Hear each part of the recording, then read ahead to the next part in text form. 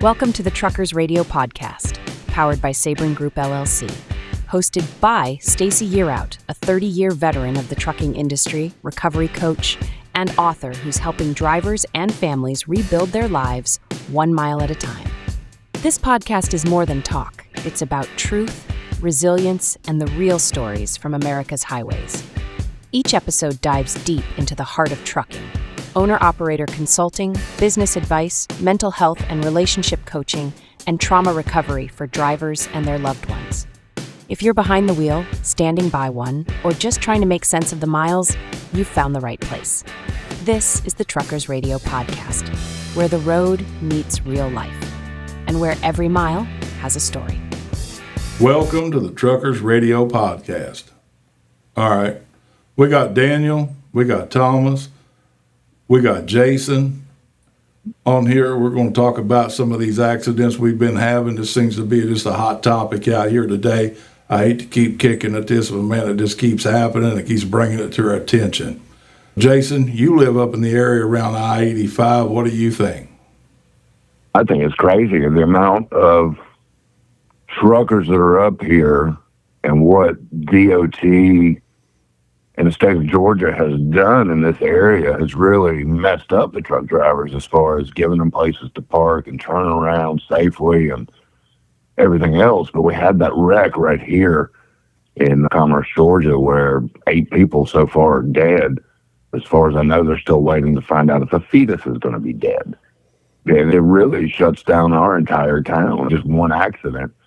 We have 2 exits to this little town of ours, but just one destroys 85 up here in this area, being that close to South Carolina, North Carolina, close proximity to Atlanta.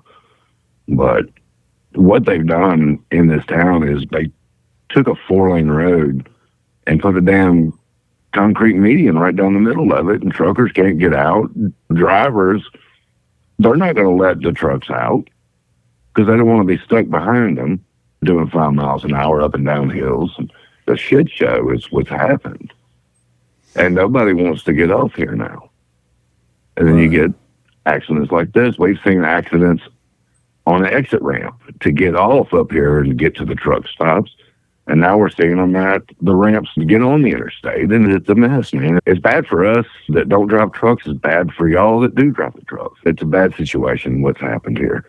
That stretch of 85 up through, I believe, Brazelton area, all the way up to that Commerce, there has been, it's almost yearly that there's a major, it stays under control. They widened I-85 up here to 4-lane each way on both sides, all the way up to South Carolina. I'm not sure if they've gone all the way up, actually, to South Carolina, but I know they're in progress. From that Brazelton exit, which is right outside, not far from it, 30 minutes outside the parts of Atlanta, it's 4 lanes going into Gwinnett County, which is the outside part of Atlanta, widened it, and there's truck stops all at Brazelton, Jefferson, Commerce has a couple, and then I think there's one right up the road from us up in Carnesville, Georgia, where UPS is. But, man, it's just, you throw that into the mix as well. With all the crap, this is the second horrible tractor-trailer wreck that we've had in the last probably 2 years. But you're constantly getting the people that drive normal cars like me and the truckers. It's a constant battle because of what DOT and the counties have done up at that concrete barrier up. And it's only the height of the curb, but it's all the way down, and it's screwing the truck drivers over, to be honest. And then the drivers just don't want to let y'all out anyway. But me having a business and all that, I will not go up there towards 85. I will not take my equipment, my trailers.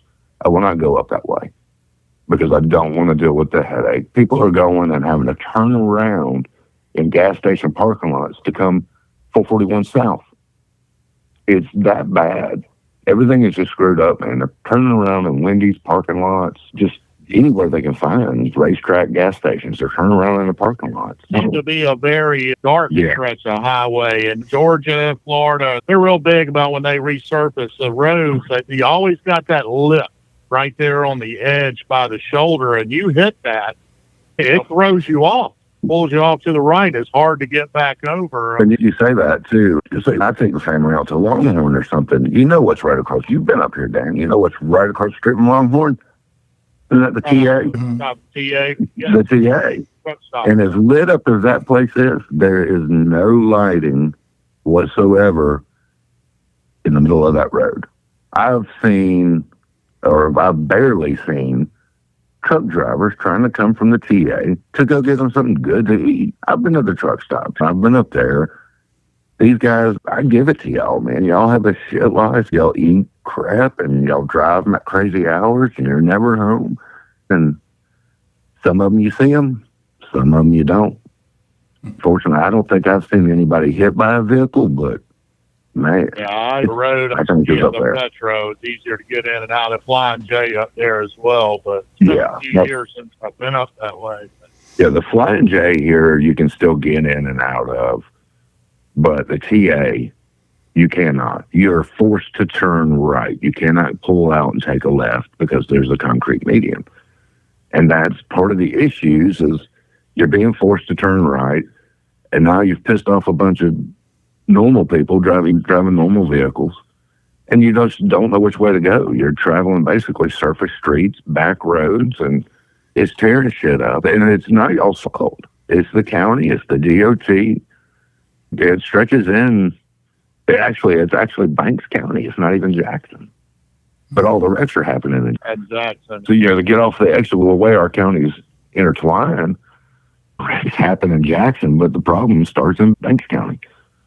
They've just really screwed it up, man. And it pisses us off, too, because we're forced to go all the way up 441 North and turn around in somebody's parking lot and then hope, to have to fight to get out. And then we're stuck behind y'all, and it just adds to it, man. Everybody got the shit into the stick off that, man. It was bullshit. What are they saying about that? You live up there. Have they said the cause of that accident? Is there any details? The initial calls, and I've been trying to follow it as much as possible. The initial calls was truck driver was following too closely. That was the initial calls. I'm not sure what happened in front of the truck. Nobody has said anything about that. What caused the regular vehicle to hit the brakes? Nobody knows. Were they just being an ass? Was there a legitimate reason for them to hit the brakes? We do know this area is congested with the exit ramps, the entry ramps, everything else. There's construction a little bit further down, but you are going to hit it. You're going to hit some of that traffic, especially in the daytime. During the week. What time of day was it, Jason? It was afternoon. No, it was pure daylight. It was afternoon. Wow. Yeah, but you are heading into the construction area, so you are going to get some backup from the truckers, from the regular vehicles. It's just inevitable. You're going to hit it, but nobody is saying what the vehicle in front of the truck did. What caused them to hit the brakes? Nobody has said that. They have just said that he was following too closely, and from the reports that we have or we've heard from police and fire in both Jackson and Banks County, the truck driver never hit the brakes. Not one time did he hit him. And then he caught on fire. Another vehicle caught on fire. And so far, 8 people are dead. Wow. 2 vehicles. One of them was a van that caught on fire. But I do not know if that was the people that were killed. The 8 people killed, that was an entire family. They were all family. We do know that. So, like I said, I don't know if that was the van that was caught on fire. It's really bad. It's really hard to tell if that was even a van. With the amount of, I think it was 7 cars? Yeah. Like 7 vehicles, yeah. With the tractor trailer being a tanker. The driver, he's in jail and charged with 8 counts of vehicular homicide right now.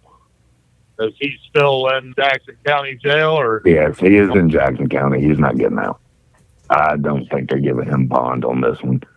I do not think so. And it's gotten to the point now people are not really talking about it around here. Being close-knit, we all know who the lawyers, who the judges are.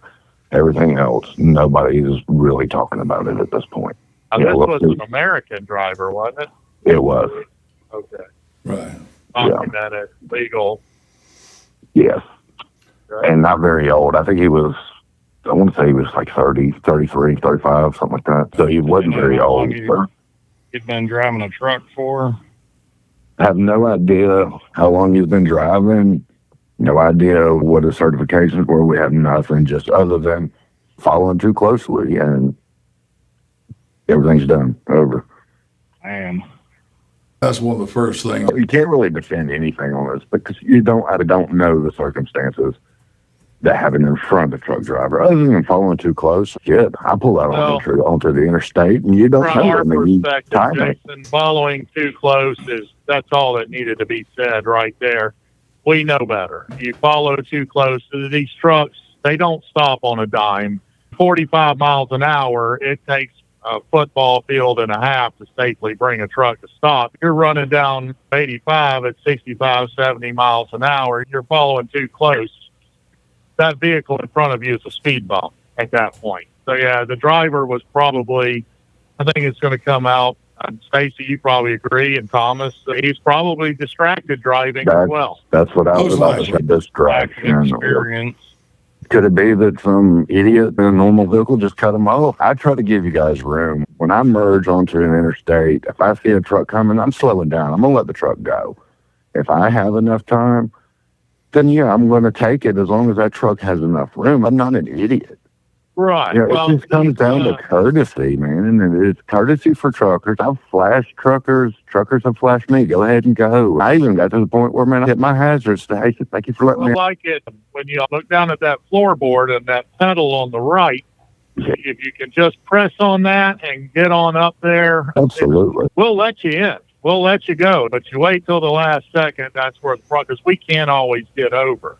No doubt. Somebody will let you over. Up there, but there's some good stretches where I know that area. We try to let four-wheelers come in, but is that what y'all call us, the four-wheelers? Amongst other things, but yes. That's all. That area alone is just such a high-traffic area. It is. Cars coming and going. Yeah, it really is. I think we're an hour from Atlanta, man. We're only 45 minutes to South Carolina state line. 45 minutes, I think, to Greenville, Spartanburg. So it is a high traffic area. Yeah, it's odd. I drove up through there. It's odd. Once you get past the first Commerce exit, no wrecks. But that's where they're happening now. So you've been up here. You know where the TA is here. Right there at 85 and 441. So if you come 441 or 85 south from Greenville to Commerce, we've had a wreck on the entrance ramp to 441. The trucker never stopped and plowed right into the back end of vehicles. And now you've got this one where he was coming off the interstate right there at it and right into the back end of them. It's just, those you can't really blame on the county and DOT, but the mess that the county and DOT has created, it pisses y'all off. It pisses us off. It's really screwed up the truckers. And I'm honestly surprised there's not as many wrecks now on 441 than there are 85. It's insane. But once you get past Brazelton, everything seems to chill out. Heading toward Atlanta, everything seems to calm down. They've put so many distribution centers here with these big companies, and I don't know if I'm supposed to name them. A lot of them have been popped up in Ohio at truck stops and rest areas and places like that, and I'm sure y'all know who that company is. There's 2 or 3 of their centers here, and then you've got a hardware company that's got a massive distribution center here. You cannot drive through Jefferson. You cannot drive as four-wheelers. We don't want to go through Jefferson anymore. It's nothing but tractor trailers. That's 2 exits up from me. 15 minutes. We don't want to go there anymore because of the trailers. It's just, you don't feel safe, man. You really don't. And they haven't done what the county has done here by putting the medians in the road. You just don't feel safe, but I don't feel safe with these damn medians. It's just screwed. Yeah. A lot of this, what I've touched on before, boils down to lack of training. We've had such an epidemic of lack of training over the last 10, 15 years that we're really catching the brunt of it right now. This guy right here, that's one of the first things they teach you is, hey, you stay back up off that car. This guy was 33 years old. I have no idea how long he'd been driving. Who knows? He's got to know better, man. That's just, that boils down to common sense. I believe it. Even in a car, hey, somebody's got to, common sense has got to take over somewhere, but common sense is not that common anymore.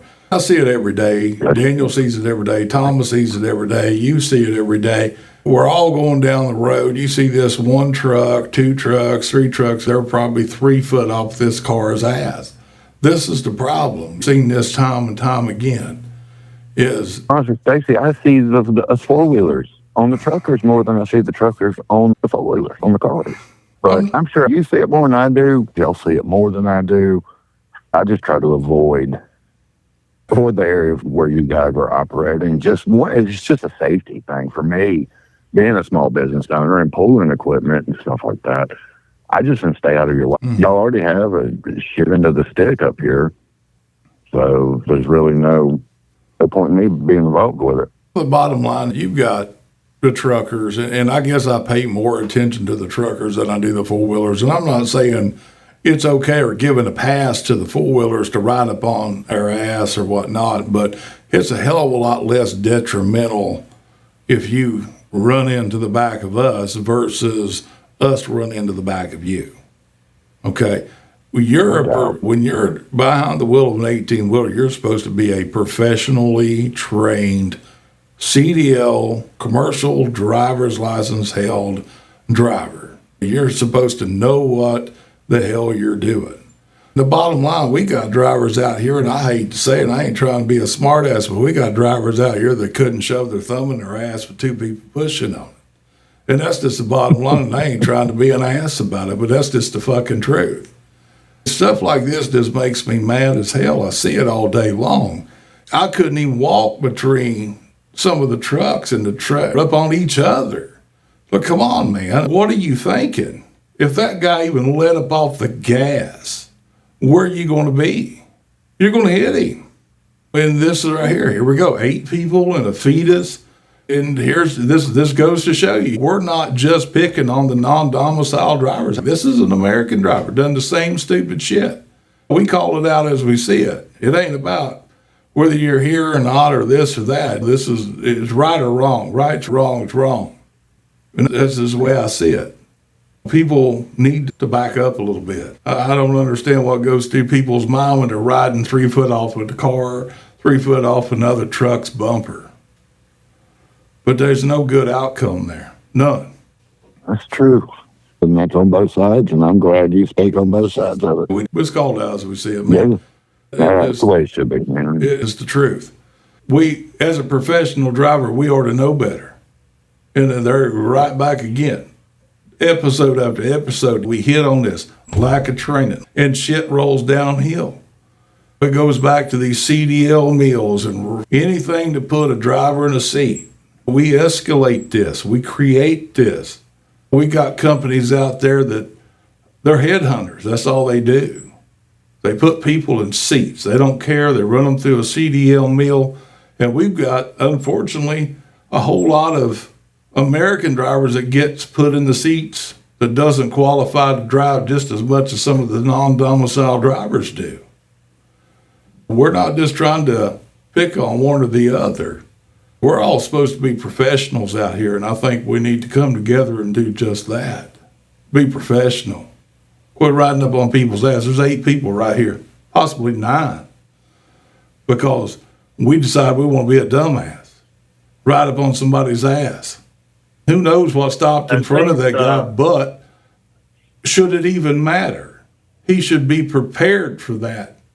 The following distance. From my perspective, and I've been driving a long time, I know that, oh my God, I didn't brake fast enough. I'm having to come to a hard stop. It takes a while to stop a truck. And I don't care if you've been driving for 6 months. Within 6 months, you're going to learn that same aspect too. But it's like Stacey was saying, sometimes you couldn't walk between the nose of a truck and the trailer. Some guy riding your butt like that. What is going through their mind? If I blow a steer tire Now sometimes I get on the CB and I'll be like, hey, driver, if you want to get on with my company, just go to the .com site right there on the back of the trailer and put in an application.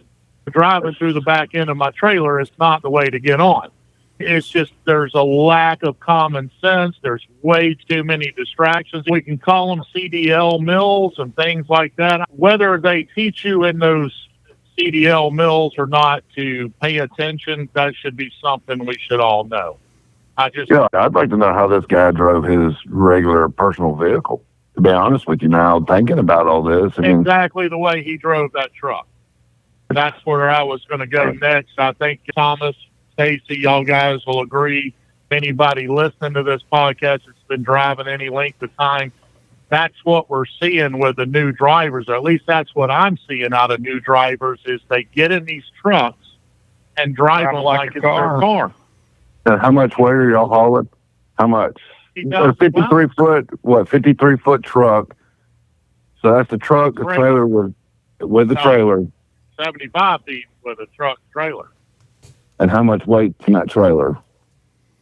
5,000-pound loads in the trailer, so anywhere from 70 to 80,000 pounds gross on a good day. That's a shit ton of weight. They don't stop like a car. But people do see those, they see 18 wheels, 18 sets of brakes.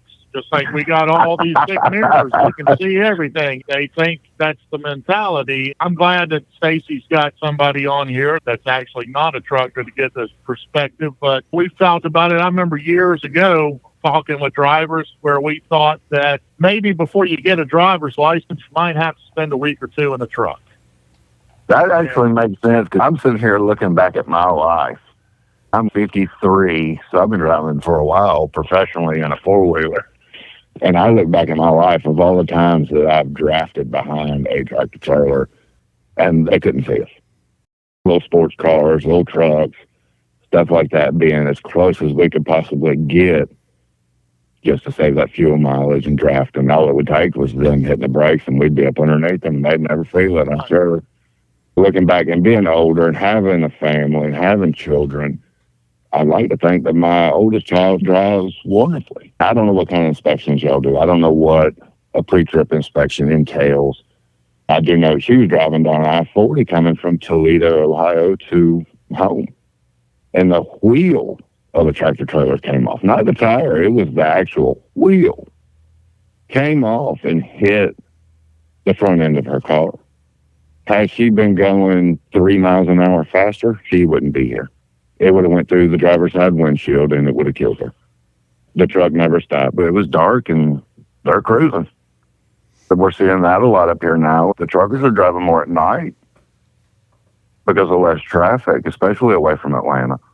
They're moving at night versus daytime. And I'm looking at the vehicle right now. Fortunately, it's a good vehicle and it's got steel plates on it, but it got her home. She got home safely and scared to death, and that's understandable. But I don't know what a pre-trip inspection entails, but you would think it entails something like that. Check your damn tires, man. I've seen cats down in Florida looking at their tires. I've seen tractor trailer tires. They look like they're peeling off, like a retread or something. You could check all your lug nuts, make sure they're tight, not loose. Probably what happened. He had a loose lug nuts. Wheel came off. Where's the tire? The tire wasn't there. So where was that missed? Would the tire fall off the tire? No, it's crazy. My tire can come off all day long, but my wheel's going to stay attached to my truck. No. That makes sense. So did somebody not check their tire, not check their lug nuts for that to happen? I can't make it make sense. I don't drive a truck. So. Was it the whole wheel or just the tire came off? There was the wheel with no tire on it.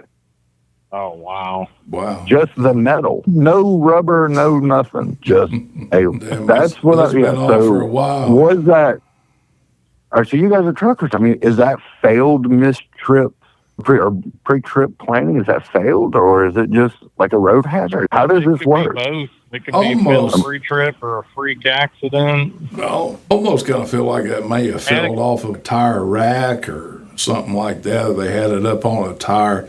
Underbelly of the trailer where they keep spares or something. I mean, if that would have been a tire that was mounted with a wheel It really don't make a lot of Your sense. daughter may not be here.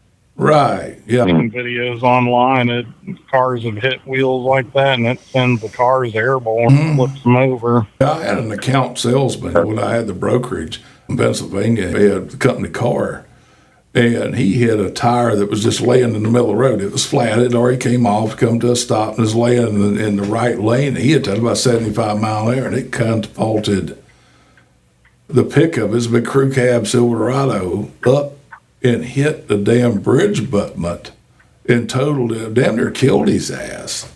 And it was just laying in the road. Just from hitting a tire? Oh, yeah. It got up under the tire, wheel and tire and all. It was off an 18-wheeler. Yeah, it was a whole wheel.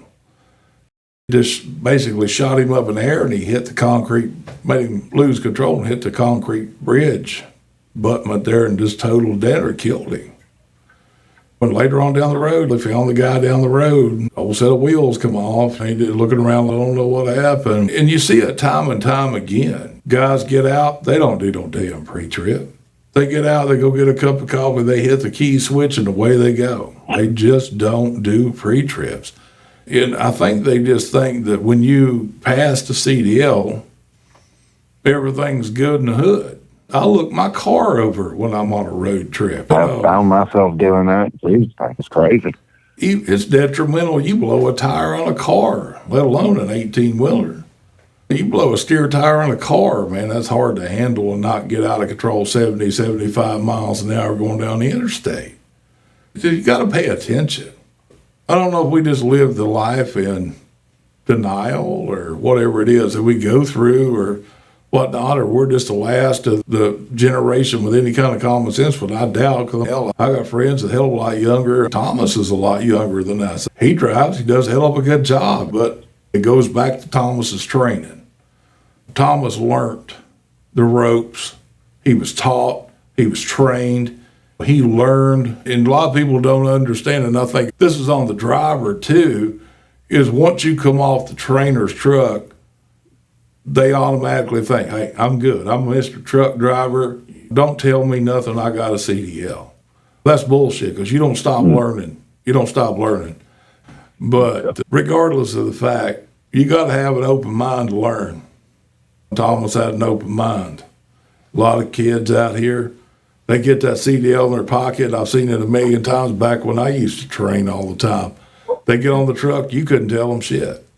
They don't want to hear nothing. I got a CDL. I can go anywhere I want to go. All right, we'll take your ass and go on.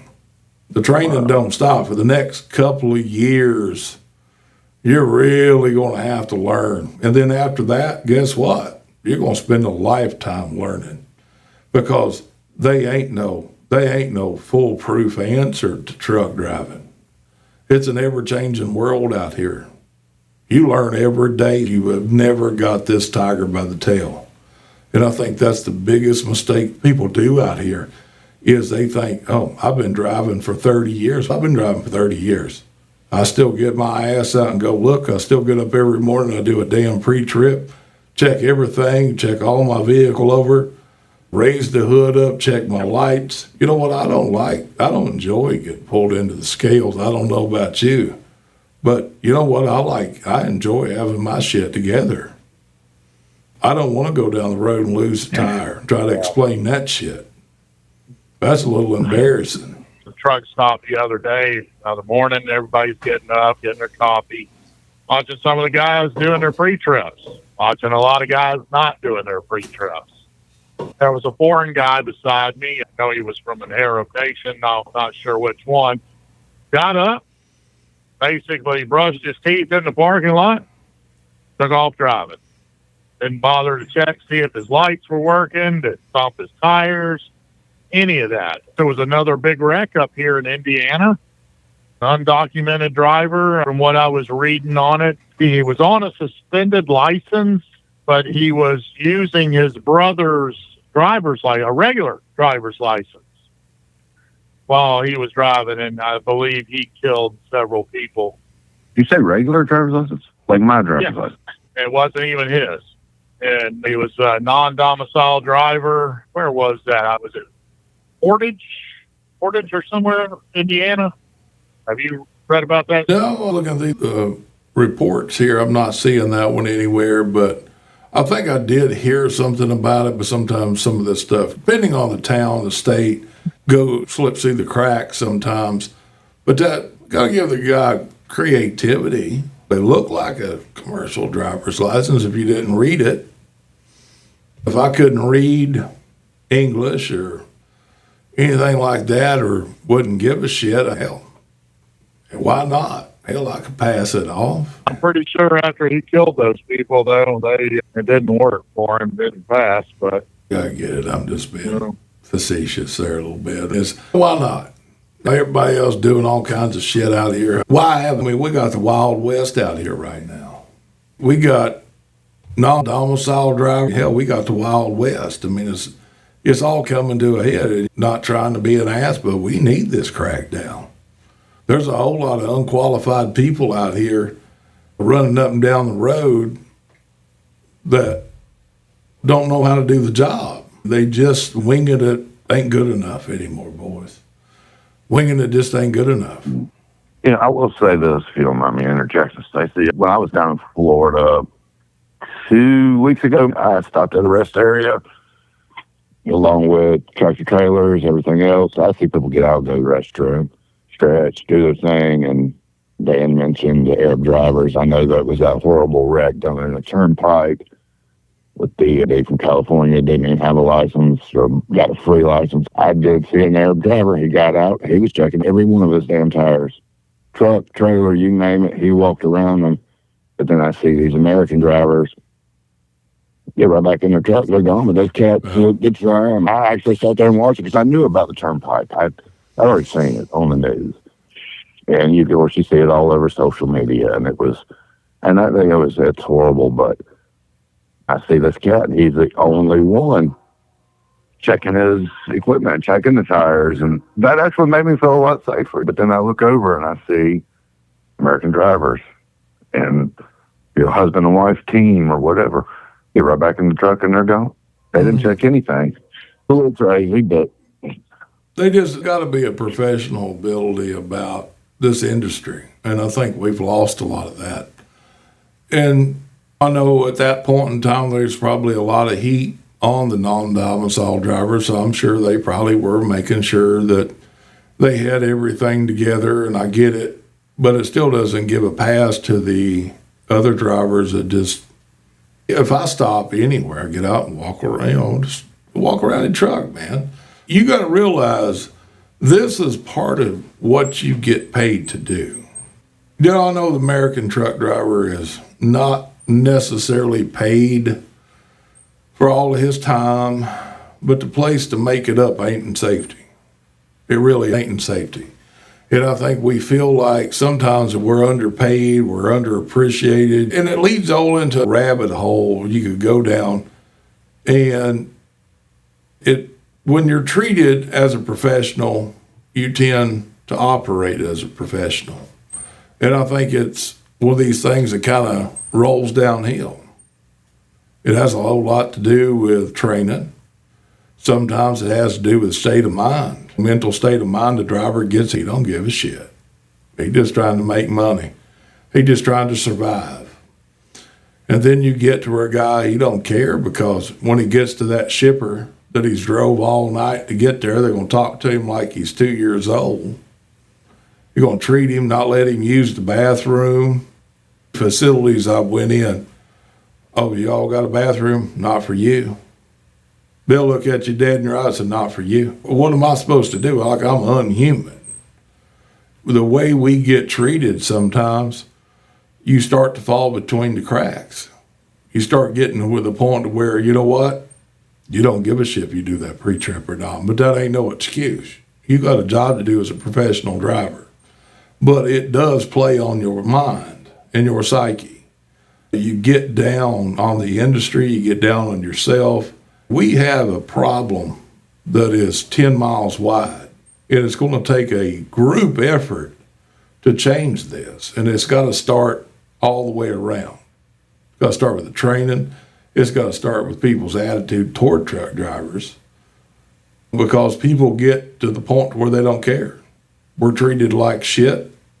You know what? Why should we care? That's their attitude. I take pride in being a professional driver on a daily basis out here. And I know Daniel does, Thomas does, but it only takes so much living on the road to the point to where, hey, you don't give a shit anymore. We don't really get paid, I would say, a third of what it really is worth for the hours we put in. The months, and I'm going to say months, because most drivers are out here months at a time, month, 2 months at a time, and then you got a company fighting you every step of the way. You tell them, hey, I need to be home. It's a poker game whether you get home or not. They don't give a shit about your hometown. It's all about that truck and them wheels rolling. You're less than a human in their eyes. And that's something that I feel like needs to change as an industry whole. When you're looked at as less than a human, you're treated like a second or third class citizen and then expected to do the job of a guy that's bringing his A game. That don't always work. There's a whole lot of problems. And you know what? I get into the drivers that follow too close and this and that, but as an industry whole, we got a hell of a problem. And it don't just start with us. It starts with a whole lot of the industry. Yeah. I was seeing another accident. This happened last Tuesday in Tennessee.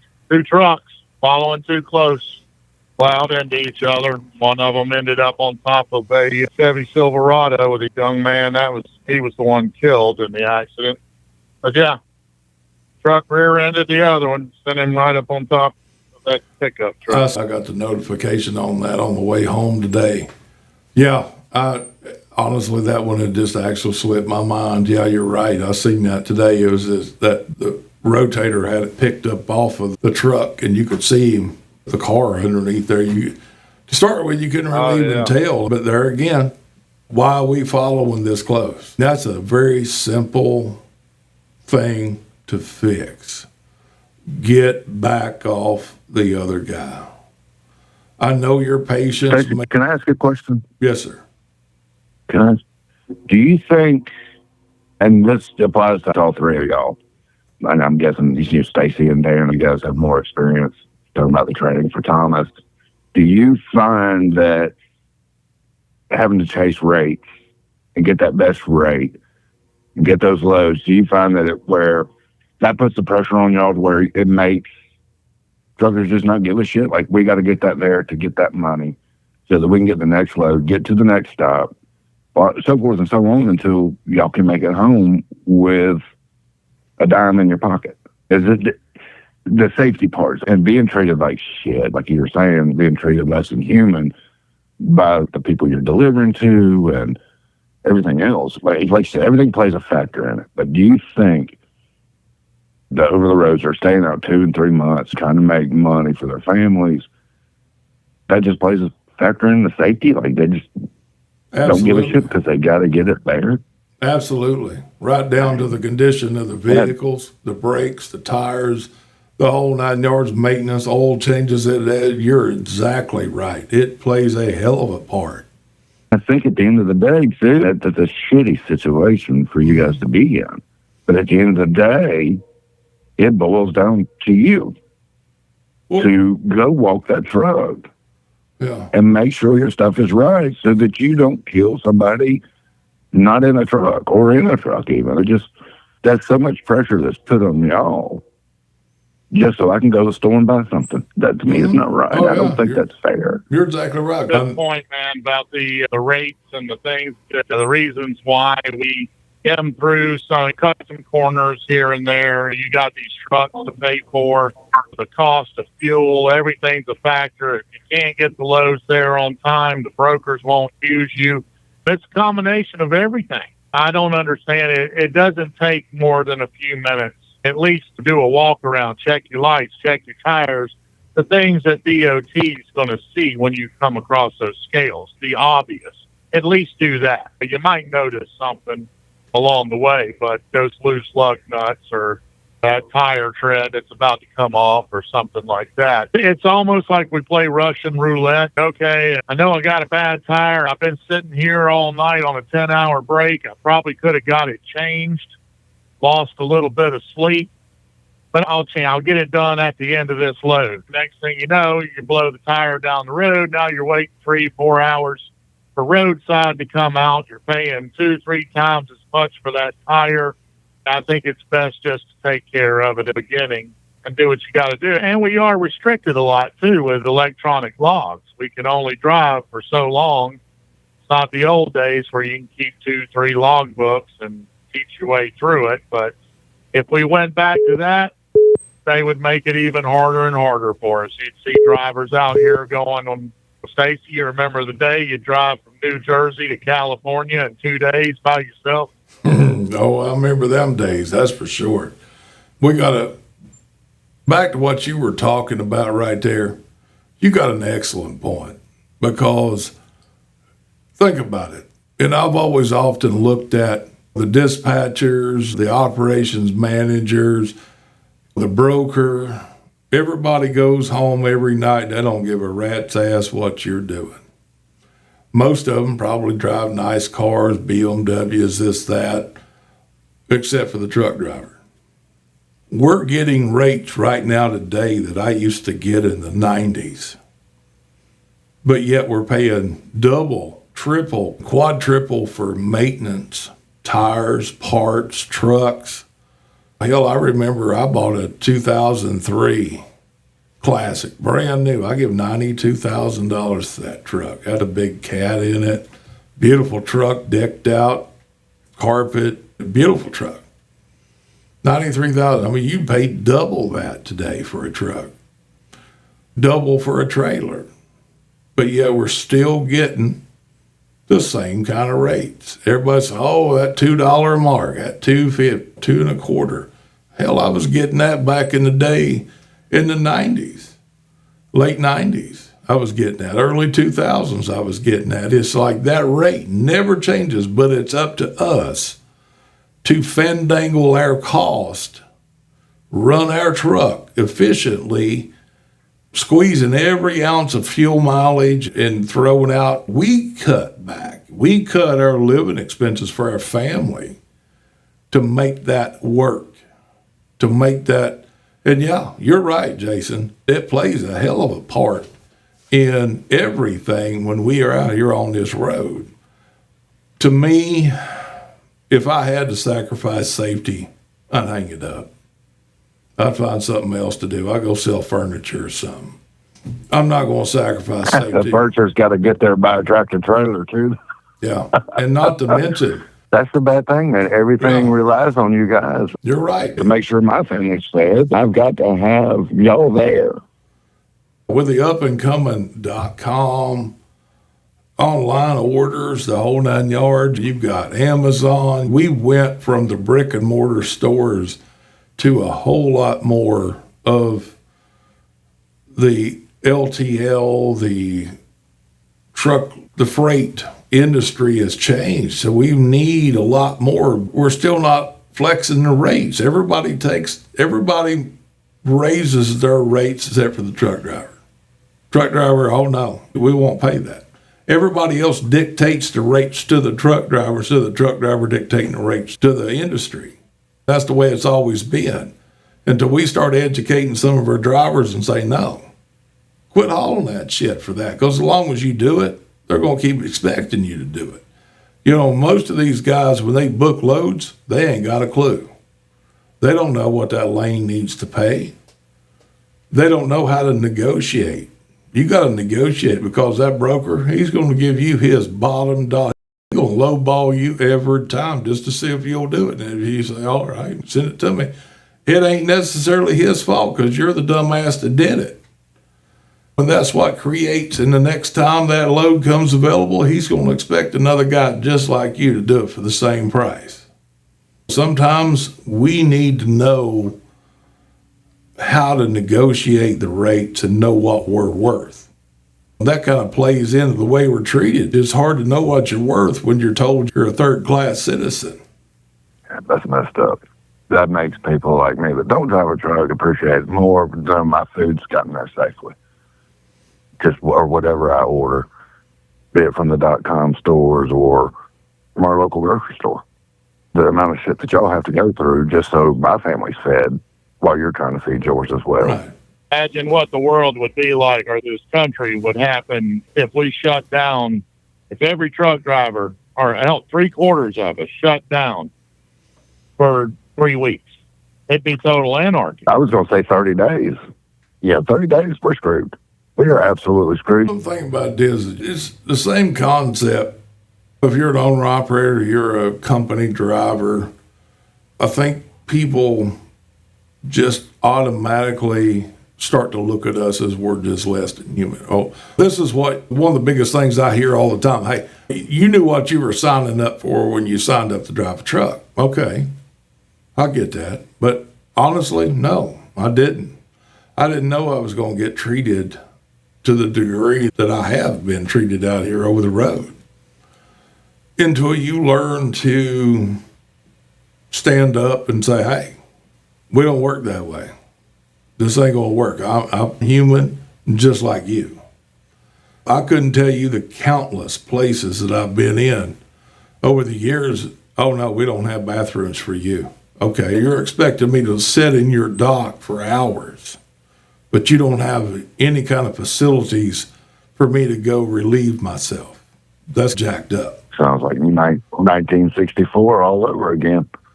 Yeah. No, I won't. I've never walked into or never will walk into a Buc-ee because of the way that they treat truck drivers. You know, I get it that some of us don't show a lot of class or respect when they're throwing out piss bottles and bags of shit everywhere, but maybe if we were allowed into a nicer facility like that, we might treat it a little bit nicer. But yeah, it's not just the shippers, it's not the consignees, it's places like Buc-ee's in general and everywhere else. We're not allowed to park in certain parking lots. We're running out of truck stops and rest areas. So we got RVers taking up our spots. Guys in pickup trucks that go the wrong way in the rest areas. Oh, look at this long spot. I'll just park right here and take a nap for a few hours. That truck driver that's running out of hours, now he's got nowhere to sleep. But in a sense, it is a group effort. We have to be responsible for our own dignity and the way we carry ourselves. And we have to demand the respect by also carrying ourselves with respect. People's not going to respect somebody that's not being respectable. It goes both ways. Now, if I'm carrying myself with respect, which I always do, and then I get disparate, then I have a claim to say, hey, hold on a minute. We're not going to do this. You're not going to treat me any different than you expect to be treated. Then I have a claim to stand my ground. But you can't go in there acting like a barbarian and expect to be treated like a first-class citizen. That don't work either. You got to carry yourself with respect to get respect. That works so much better in most cases. But there's a lot of these industries out here that they don't have bathrooms, they don't have facilities. Everybody wants their stuff and then get off of their property. I get responsibility and places to park, but you also got to understand if you ordered the goods and you wanted it right now, a window of opportunity there that has to be fulfilled. For the driver, if he runs that overnight, hey, you got to understand, he's probably going to be out of hours before he gets there. You know, by the time he gets there, he's not going to be able to leave your facility. And I've seen, again, we don't care, that's your problem. Not really. You ordered the goods and you wanted it overnight, and it took exactly the hours I had available to run that load. Now you want me to leave your property. There's something wrong with this picture, and I think there need to be some regulations from the federal DOT put into place to protect us drivers from this kind of actions. Because, you know, they want us to run by the book, and I have no problem with that. But we have to violate our logbook sometimes to do our job, which puts us into vulnerable situations where the minute we pull out on that street, if some little old lady ends up pulling out in front of us and we end up killing her, well, we're going to go to jail. We're going to go to prison for that.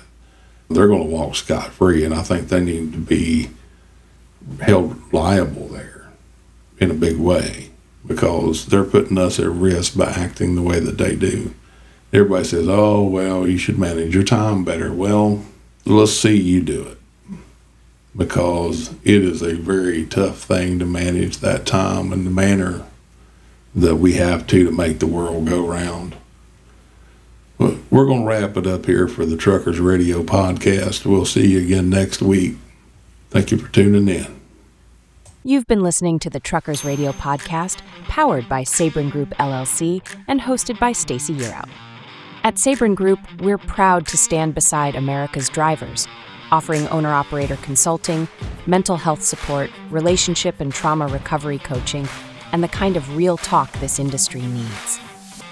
To share your story, ask a question, or get connected, visit thetruckersradiopodcast.com or email thetruckersradiopd@gmail.com. Until next time, stay safe, stay strong, and keep those wheels turning. This is the Truckers Radio Podcast, the voice of the American driver.